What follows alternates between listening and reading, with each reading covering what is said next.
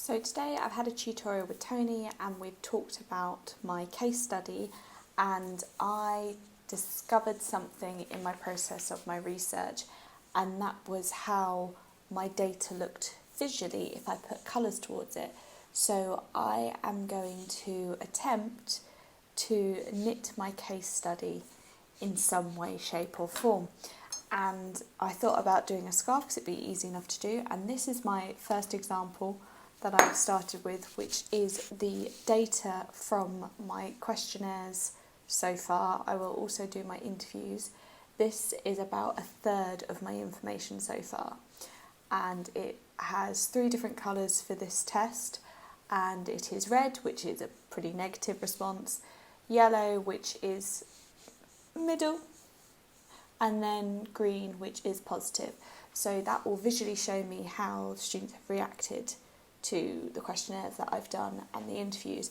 And so far we're getting quite a good middle tone aspect, which gauges me to think that students have some understanding towards an assessment and the criteria, but not a full-on one that makes them confident enough to submit wholeheartedly. So yeah, I'm going to do some more knitting and speed it up. So for this questionnaire set that I'm starting, the question to be answered is, how worried are you about the assessment? And I'm starting off with, I am extremely worried, and I've got 3 students have said yes to that, so I am going to do 6 lines because every statement gets 2 lines because it's a front and a back. And then after I've done these 3 sets of 2 for that worried, I've then got I am slightly worried, which is another 3. And there is not any student who have said that they are not worried at all about assessment. Now, is that because they are thinking of an assessment in terms of a schooling environment where it's like an exam? Or is it that there is something about the assessment that worries them in terms of how coherent it is, whether they are worried that they have not submitted the right work for it? How clear is the course alignment in terms of the criteria?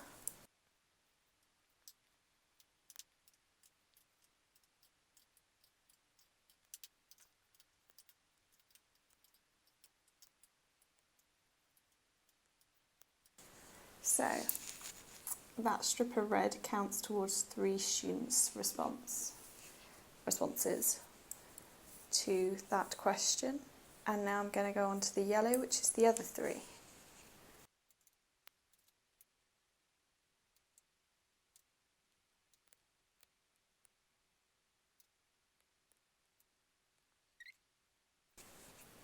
I like the idea of seeing my data this way, because if you were to give me a statistic and it was just numbers and I couldn't even see the numbers written down, you just told me off the bat, my brain wouldn't filter through the exact number or the exact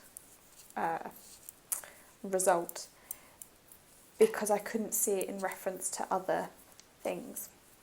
And that's something to do with how my brain processes, and I'm aware of this. And if I've got a visual, even in colour, it makes it so much easier.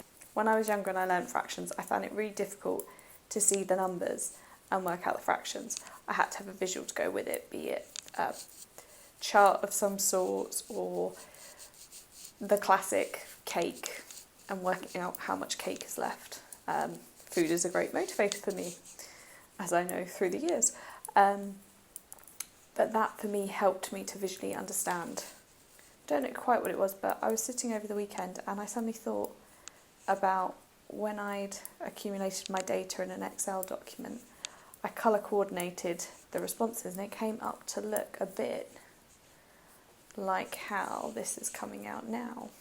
So I thought, okay, well I'm going to try that. I'm going to try and knit my data I've got. and this is a test to see how it goes. So I'm going to knit the data I've got here in front of me. But overall, I would like to attempt to knit essentially a whole case study somehow. So that would be a length of wool for a quote, different responses, different questions maybe, but for now, that is my example of a simple, colourful data analysis collection. So after the last video where I had knitted my data that I'd collected from my interviews and my questionnaires, I realised I never actually recorded what the end result was. To knit the really rough idea of the data I had got took me just under 2 hours, and I created this, which is, it's not quite as long as a scarf as it could be, probably more like a little tiny cravat or something like that, but it was a really fun thing to try out, and from this I can see that the kind of most common colour is yellow. That is uncertainty, so straight away I can see that there's no extremely positive or extremely negative response to how students address the term of assessment, but the majority of them are unsure. I'd say the next common colour would be red, which is a negative response to that, and then green is my end one. Now what's interesting is at the end here, this is part of my interviews where I interviewed a third year and a second year, and they had polar opposites response. So both of them felt, I've got double green there, which is knowing the weight of your mark overall degree will help me improve. So if they could have a blanket statement at the end of an assessment feedback form saying you achieved a, 75, this is the equivalent of a high 2-1 or a first.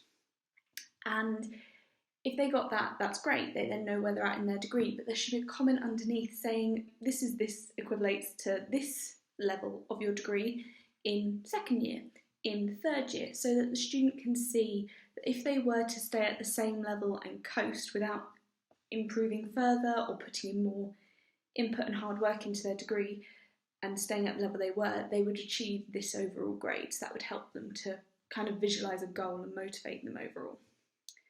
But yeah, so that's kind of your polar opposites on that end. The majority of this I did with 2 lines of colour per student response. So these are your questionnaires up until here. This is when it starts to become the one-to-one interviews. Just over halfway it becomes the singular interviews. But to me, I just thought that was a really interesting way to display my data and how to understand it a bit further. And admittedly, I had made the questions to fit this a little bit more simpler. I went for, I kind of split up my questions that I did before and tried to categorise them into a negative, medium, positive. I'd got a mostly medium output from that.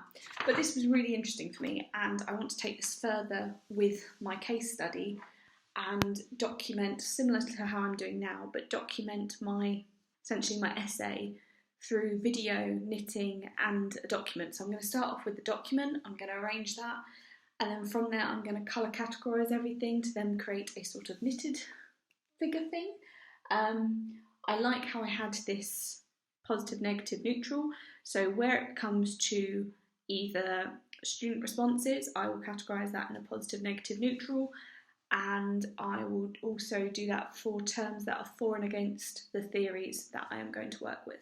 Now I've started to develop my essay, and what I've done for that is I've used some of my disability learning assistance software, and I started by creating a mind map. And what I did 2. I did one where I literally poured everything that I could think of in terms of the question and what I wanted to analyse, and just stuck that down to see where that would go, and I could start to throw quotes at it and things like that. And then the other one I did was I started to form and shape what my essay would be. So this is my first mind map that I did.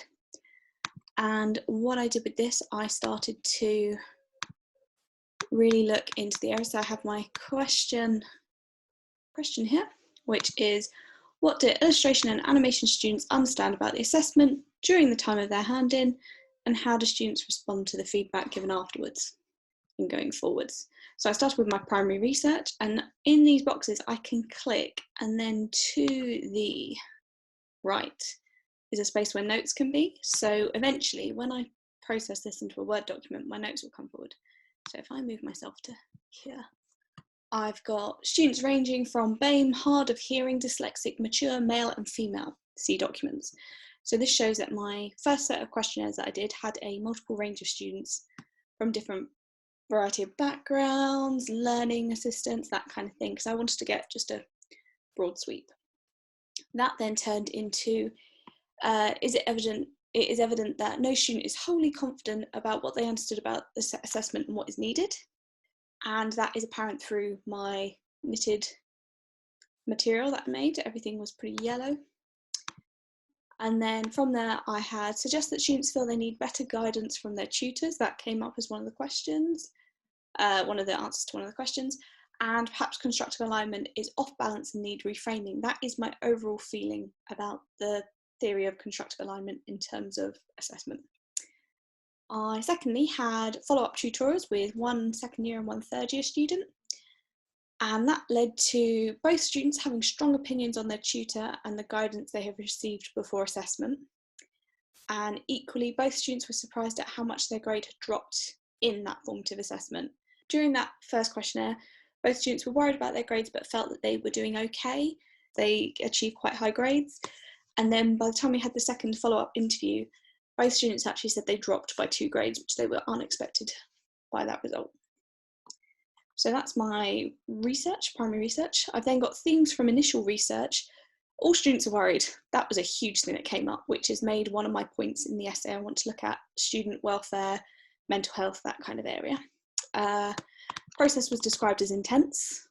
Students are unsure that they have enough to pass the assessment criteria. So many said, oh, I'm really worried, but I'm a high-flying student, but I think I've achieved what I need and done enough work in general as a whole. Quite a lot of students didn't know what they needed to pass the assessment criteria, but knew generally that they had to hand in one animation, one publication, one essay. So where is that going wrong in the long run, basically, for me? I think it's to do with the language. So although students are aware of the available documents to help with their submission process, why aren't they using them? I wonder if it's partly to do with the way that they are handed out. Maybe too much is given out at once, maybe at the start of the project when you just hand sheets after sheets thinking it's being great and it's being inclusive because you're handing out these documents that will help you in the long run. But it could be that a student just grabs them and goes, right, okay, I've got the sheet, great, no worries. But they're not actually reading the sheet. And is it because at the time they think, I'll read it later, and later they've lost that? And although they kind of know that they can get it on UCA online, maybe they don't have a printer at home, so they can't print it out. Or maybe it's just always going to be at some point I'll look at it, at some point I'll look at it, and they just won't. It could also be that it's to do with the language used within the document that needs further breakdown. So quite a lot of the students came across that they didn't understand what was in the documentation. However, when they sat down with a tutor who explained it further in more terms that they could understand, they got it and it was great and they understood it better. So that leads me on to my next point of communication between student and tutor. From the questionnaire and the further interview with the third year student, it became apparent that the third year students, the results showed confusion or unclear communication between tutors and students. Some students felt that the one-to-one tutorials created even more confusion than the actual written feedback and preferred having the written feedback rather than to go in and attend a tutorial face-to-face. They felt that by attending the tutorial, they would get more ideas and more thought process thrown at them, whereas they felt that a handwritten document was more concise and a bit easier to understand. The second year results showed clarity was needed during the unit. If they didn't have that clarity of this is what this means in slightly easier terms, they found it really difficult to complete the assignment. If they had that clarity straight on though, which in the second unit became more apparent to do so, they understood it and they were fine with it. This, so like I said, this was best solved through one-to-one tutorials with the tutor. However, in the following term, when they started the new unit, that was something that the tutor did do. They went through and they explained further and in depth on a simpler terminology for the students as soon as they handed out the document. Next point, which came from my themes and research project, degree marks. How will this assessment affect me? This was one of the huge points that I wanted to start, which brought on my case study, which was to do with students feeling that everything was assessed, and if it was being assessed, how's it going to affect them overall? And, you know, if they don't need to do it and they're not being assessed marked wise for it, why bother doing it? So clarity needs to be broken down between marks now and marks that will sit overall on the student's degree. So things like saying, this unit might be 25% of this year's part of your course. However, of second year, this is only worth, I don't know, 20% of your overall degree. So if a student can then break down that, okay, each unit is 5%, each unit is 8%, that may make them feel a bit more confident in what they are trying to achieve. The other thing is that this could reduce student merit levels. Often I've heard in the studio, students can get a bit confused by how much of their second year is counted towards their third year project.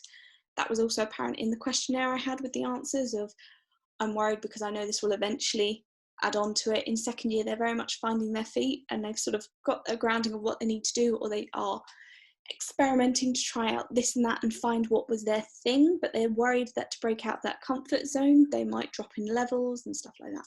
And then finally, is the language used within the assessment and documents for the unit too complex for a student to understand? And I don't mean that in terms of necessarily the terminology being too complex and needing a glossary.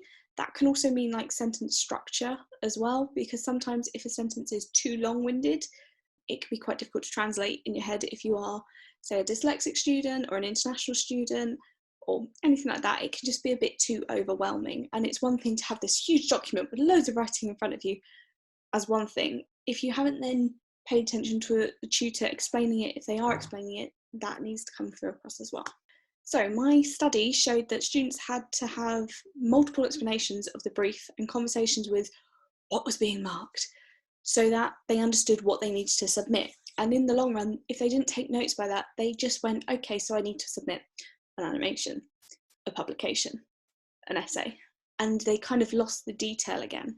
So multiple tellings in a simpler explanation is probably needed for the students to understand that further. Consider maybe changing the language to be more simpler and then build up with the students' knowledge once the groundwork's been set in place. This is an assumption, but I think a lot of students maybe are too intimidated, especially if it's in front of a whole class.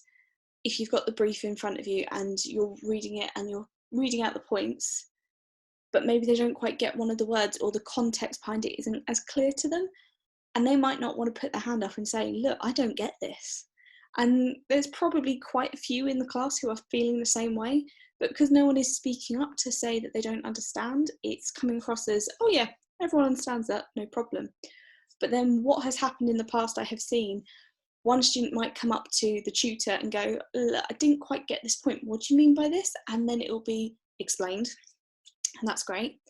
And then the following week in the studio, another student will come up and go, you know, you gave us that brief the other day, I don't quite understand what this means. And then we will have to join across and do right, we're just going to go through the brief again and explain it like this. And I think it would save time to do that again, but at the very initial starting of the unit.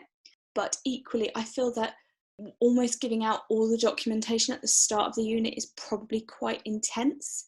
Maybe it's worth pulling that back and giving maybe half the unit information before the students finish. I know that last unit we tried giving the students documentation the week of hand-in, so the students handed in their work and then had an hour's discussion about the unit then, and that seemed to work quite well for this unit. Here I've just got how I will lay out my essay. So I've got point, initial thought, evidence, citation, explanation to help me when I start structuring my essay. My point being whatever my theme is I'm going to highlight. Initial thought will be why I've highlighted it. Evidence will be the student response to the essay or interview. Citation will be the quote that will either be for or against or neutral towards the theme, the theory, whichever I'm trying to explain at that point, and then explanation. So then I've got my learning theories. So there's quite a few learning theories that I kind of briefly discussed as a whole, and it was all cut it down.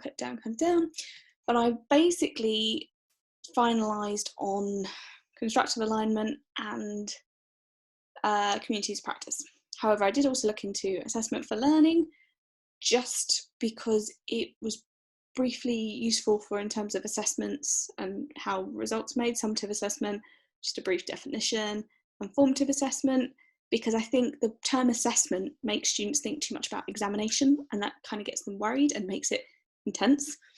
Whereas if you had a formative assessment, which is throughout the year as opposed to at the end of a unit, sometimes students don't feel like they're being assessed, especially if it's a one-to-one tutorial or a chat. So that was just something I wanted to note down there. Communities of practice, got your basic definition. And then I looked into legitimate preferable participation.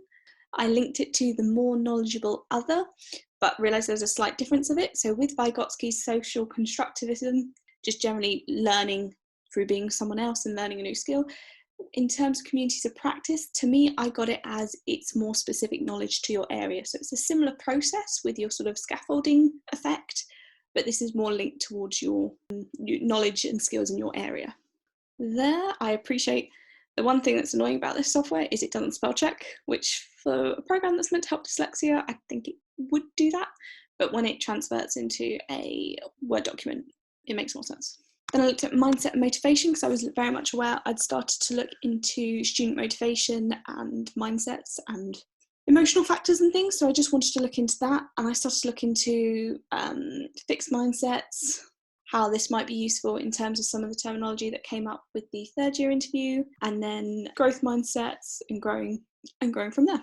And then constructive alignment, which I'm looking at anyway for the terms of how the structure of the course is set.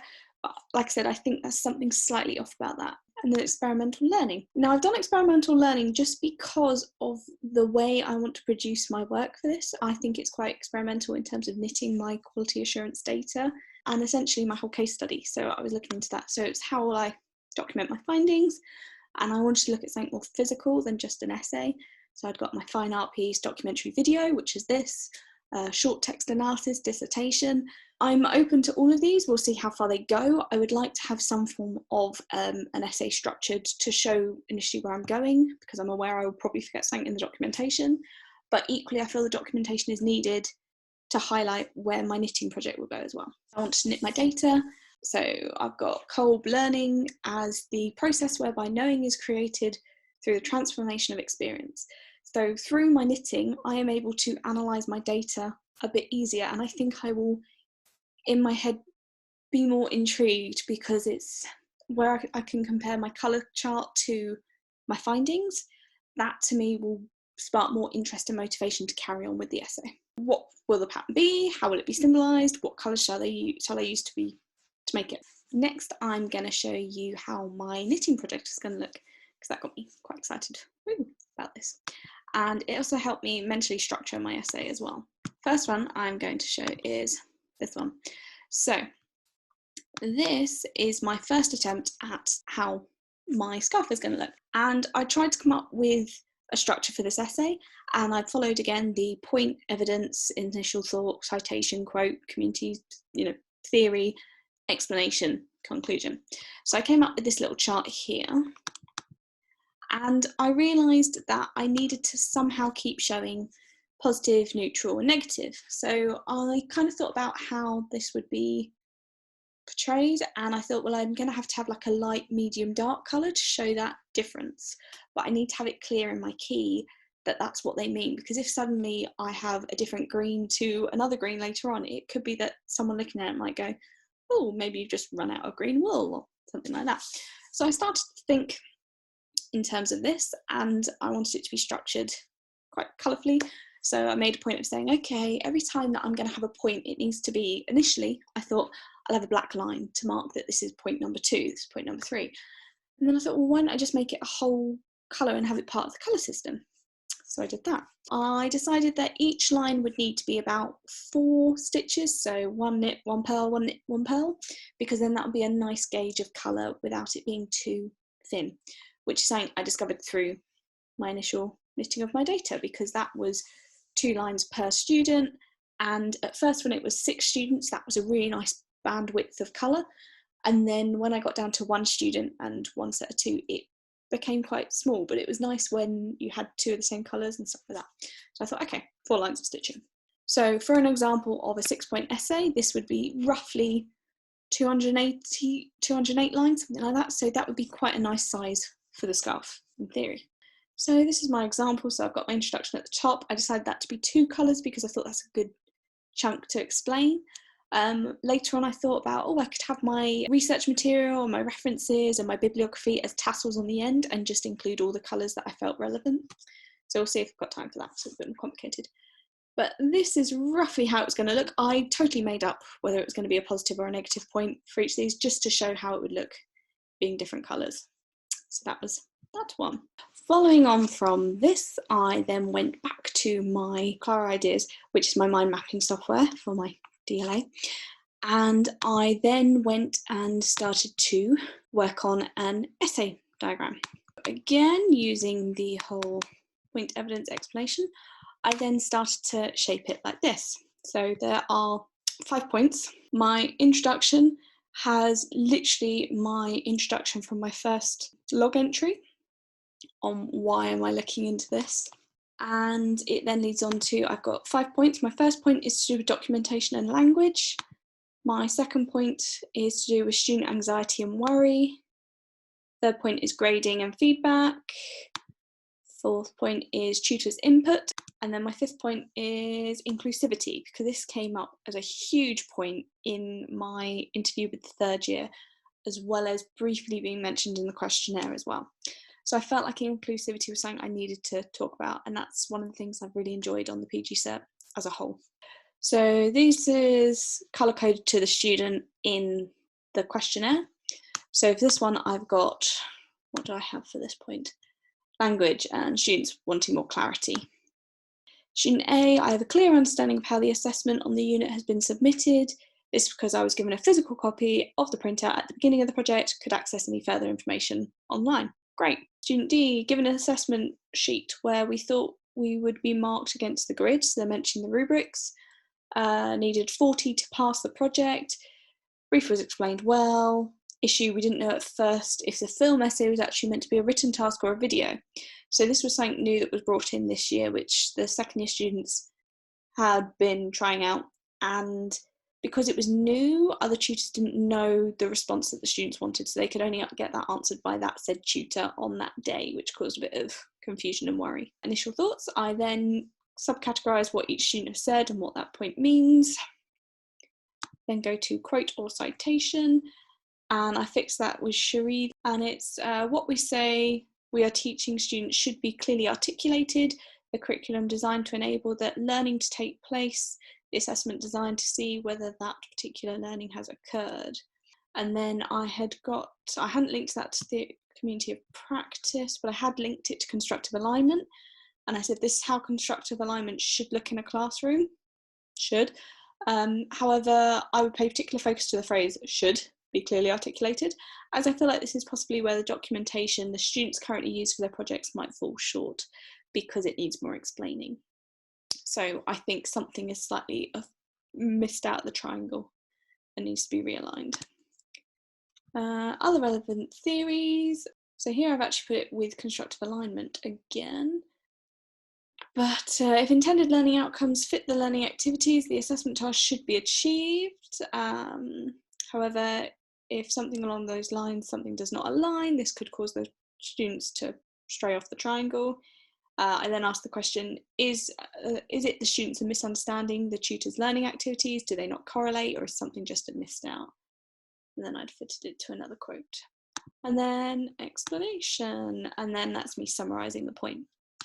So the idea is this becomes an essay because I then export it as a Word document. After I'd got that then made me start thinking about the way this scarf should start looking. So I then went, hang on a minute, we're in a quarantined isolation lockdown. Do I have enough wool to actually make this a reality? Which I do, easily so. I have so much wool. It's kind of worrying how much wool I have in this house. So I then went and found wool, and I thought I want it to be bright, I want it to be colourful, I want it to have a meaning that people could understand. Yes, they would need a colour code chart to understand exactly what it is, but if I could say this is an essay, this is essentially an essay I am wearing, or a case study I am wearing, and each of these means something, people will be intrigued. They'd stop and ask you what's it about, you know, and you can summarise it. So this is the set of wool I've got, and then I tried to select each colour in the actual chart, which sort of worked. So this is a kind of easy enough representation of how it will look, but yeah. So I went for purple to be my evidence by the student, green to be community of practice, yellow to be constructive alignment. So that's quite exciting to see how that turns out. And to me, that would work quite nicely because it still goes by the point, evidence, explanation structure, but equally I will be able to see myself, because I know the colour chart, that in this first point, so let's go for this one for example, point 1, as long as there is the 3 colours somewhere in the scarf, I will be able to go, okay, this is a darker purple. Is it the darkest purple on the thing? Yes. Okay, so this was a negative point of view. If it's a medium purple, it's neutral. So I'll be able to see that the evidence that I've got to begin with is neutral. The citation is the wrong colour, but I could then see that, and I could see whether it is a positive or a negative towards my 2 theories, and then kind of going from there. So for me, this will be quite an interesting project to see and achieve. So this is my rough essay of how it's going to go. So basically, I exported the last mind map that you saw, where I had my 5 points, and then tightened it up a bit. This is still only my rough draft. This is the essay that was posted on my week 11 blog, so just before we wrote the conclusion. And basically I started to get it into points. So I've got your introduction, which is all this bit, and then I highlighted, so I've got my subheadings happening again. I won't do it for all my subheadings because it will get a bit dry going, this is my evidence, this is my explanation, this is this, this is this. But I feel for each topic point I should do a subheading and go from there. So got my points. This is all that was in my notes on the right hand side that you saw. It's now kind of in there. It can also tell me where I've had bad spelling mistakes, which my previous software that I would have used would have done that for me anyway. So I've got my points there. I've then got my initial thoughts on those points, citation, constructive alignment theory, other relevant theories, explanation, points. So it goes on like that. So it starts to become clear what's going on with that. Sometimes it gets a little bit crazy, like here I have literally just kind of 2 quotes together and chucked it in, but that's because the student had a lot to say in that. I need to fine tune that and decide exactly what I want to say in this, but at the moment I was just trying to assemble a document together. So my next point is to make sure the points are in the right way I want it to be. From looking back at my first mind map, the points ran into each other really nicely on the big one where it was all green on the sides, and then I realised as I got to the fine tuning it, my points, although were still the same, didn't quite tally up together. So I think I need to change maybe my documentation and language point. I need to move that to where the grading is, and maybe I need to put inclusivity and student mental health together and just kind of pair them up a little bit better, so that when I do start to fine tune this essay, the points lead into one another nicely, and hopefully I then won't need all the chunks of writing I've got from the students because they will relate into one another. It's been good fun.